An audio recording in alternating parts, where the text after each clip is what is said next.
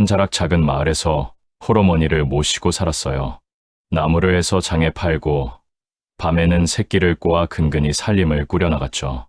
비록 가난했지만 이도의 얼굴에는 늘 웃음이 가득했어요.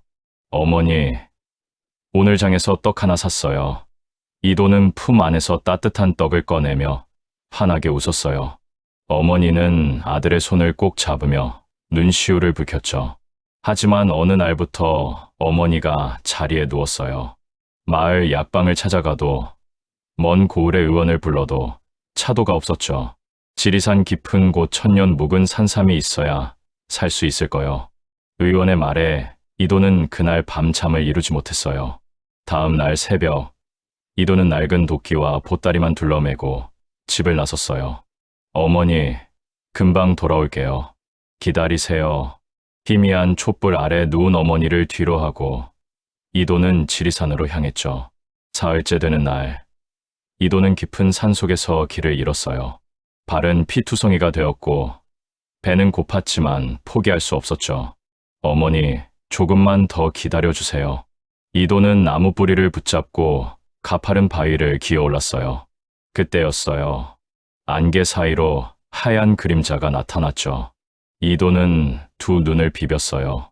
온몸이 눈처럼 새하얗고 눈동자는 푸른 보석처럼 빛나는 거대한 호랑이가 바위 위에 앉아 있었어요.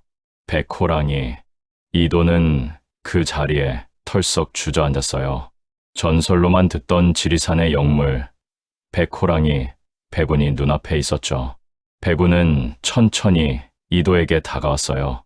이도의 눈을 들여다보더니 갑자기 앞발로 땅을 3번 긁었죠. 그러자 백운이 긁은 자리에서 은은한 빛이 났어요. 천년 묵은 산삼이었어요. 이도는 믿을 수 없다는 표정으로 산삼을 바라봤어요. 이게 정말... 하지만 손을 뻗으려는 순간 백운이 앞을 가로막았죠. 백운은 산삼을 앞발로 감싸더니 이도를 바라봤어요. 그 푸른 눈동자 속에는 무언가를 묻는 듯한 빛이 있었죠. 이도는 그 눈빛을 보는 순간 깨달았어요. 이것은 시험이라는 거려. 당신이 원하는 게 뭡니까? 이도는 떨리는 목소리로 물었어요. 백운은 고개를 들어 멀리 산 아래를 바라봤죠. 그리고 다시 이도를 봤어요. 이도의 마음이 요동쳤어요. 어머니를 살릴 수 있는 산삼이 눈앞에 있지만 그냥 가져갈 수는 없었죠. 백운이 원하는 것이 무엇인지 그것을 알아내야만 했어요. 과연 백운의 시험은 무엇이었을까요?